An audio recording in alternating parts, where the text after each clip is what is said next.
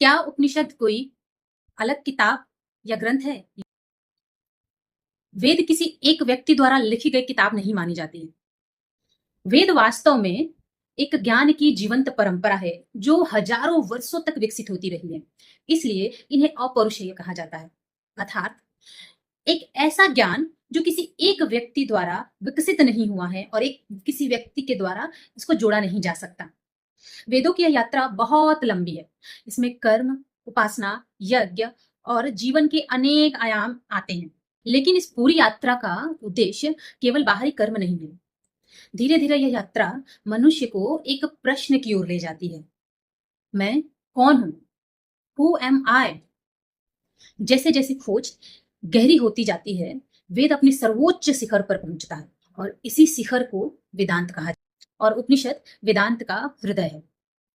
उपनिषदों में चर्चा बाहरी संसार का कम, लेकिन इसमें आत्मा, आत्मबोध, सत्य और चेतना की बात अधिक होती है।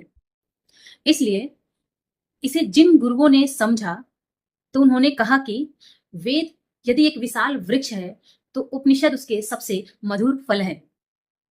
यही कारण है कि भारत में सबसे इंपॉर्टेंट क्वेश्चन माना गया कि मैं कौन हूं, हु एम आई, और इसी प्रश्नों की खोज उपनिषदों का केंद्र है। क्या आपने कभी खुद से पूछा मैं कौन हूं? आपका उत्तर क्या है? जरूर बताइएगा। अगर आपको किताबों, दर्शन और जीवन के ऐसे विचार पसंद है तो जुड़े रहिए।